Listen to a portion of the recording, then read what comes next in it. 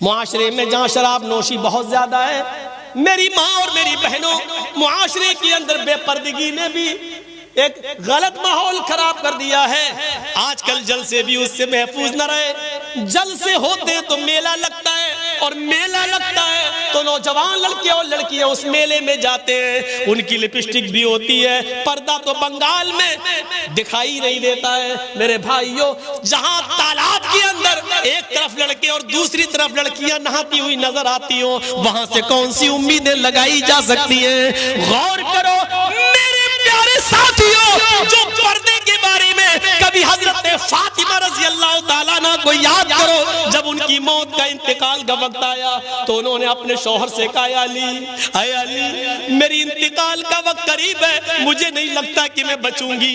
फरमाया अली ने, ऐसा क्यों कह रही हो?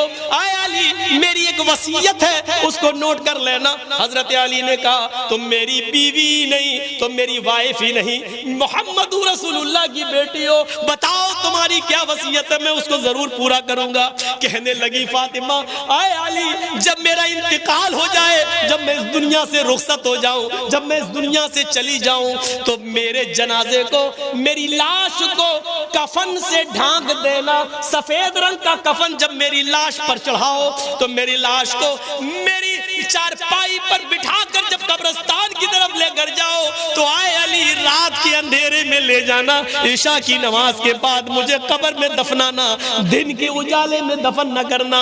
मेरी कब्र को दिन में, मेरी लाश को दिन में न उतारना कब्र में। हजरत अली ने कहा, अरे फातिमा ठीक है मैं ऐसा ही करूंगा, लेकिन रात में ही क्यों? दिन में अगर तुम्हारा इंतकाल जल्दी हो गया और जल्दी दफन होने की नौबत आ गई तो तुम रात की वसीयत क्यों कर रही हो? दिन में क्यों ना दफन करूं, रात में क्यों दफन करूं? तो हजरत फातिमा का जवाब ये था, मेरी माओ इस जवाब को सुनो, मेरी बहनों इस जवाब को सुनो, और मेरी कौम की बेटियों इस जवाब को सुनो, और अपने आप पर मातम करो। आज जो तुम नंगा नाच नाच रही हो, हजरत फातिमा ने कहा, आए अली मैं नहीं चाहती हूं कि मेरे मरने के बाद मुझे जो कफन पहनाया जाए, मैं नहीं चाहती हूं कि मेरी लाश को जब चारपाई पे उठा के जनाजा आगे बढ़ाया जाए, तो मैं नहीं चाहती हूं कि गैर मर्दों की नजर मेरे मुर्दा जिस्म पर पड़े हुए कफन पर भी पड़े।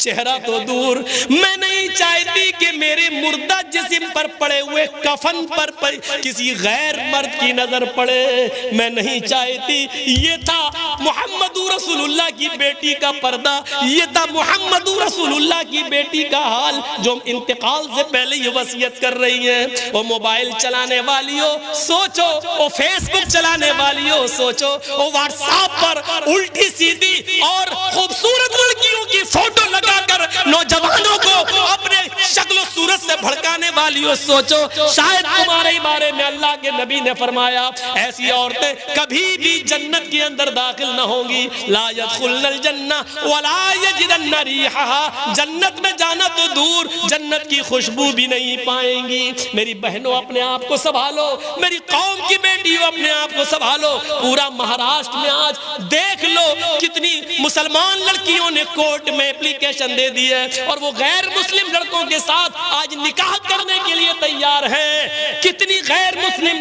कितनी मुसलमान लड़कियों ने गैर मुस्लिमों के साथ निकाह करने के लिए एप्लीकेशन दे दी और कह दिया मैं चाहती हूं कि मेरी शादी इनके साथ हो। मेरे बाप और मेरे भाई मुझे रोकना चाहेंगे, लेकिन मैं बालिग हूं, मैं इसी गैर मुस्लिम के साथ अपनी मर्जी से निकाह करने के लिए तैयार हूं।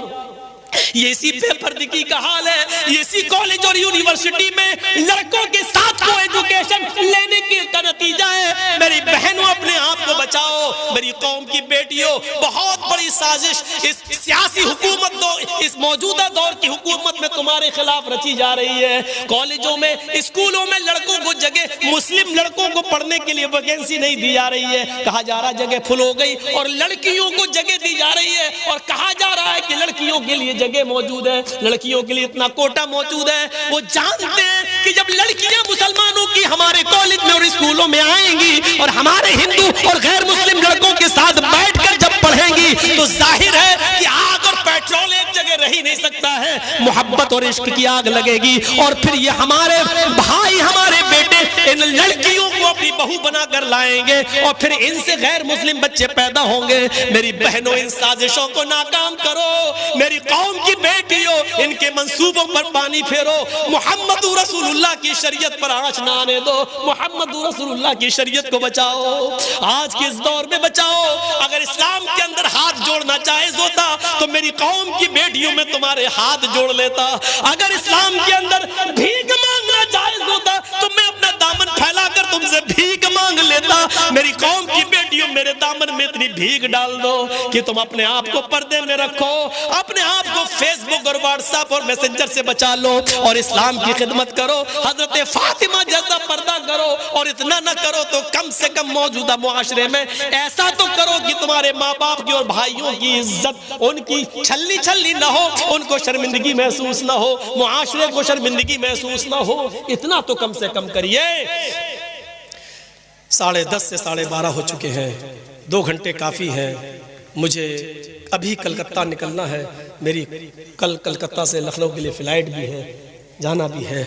मेरे भाइयों, दुआओं में याद रखिएगा, ज़िंदगी रही तो फिर कभी आपसे मुलाकात होगी। हम अल्लाह से दुआ करते हैं, अल्लाह हमें शिर्क से बचा ले।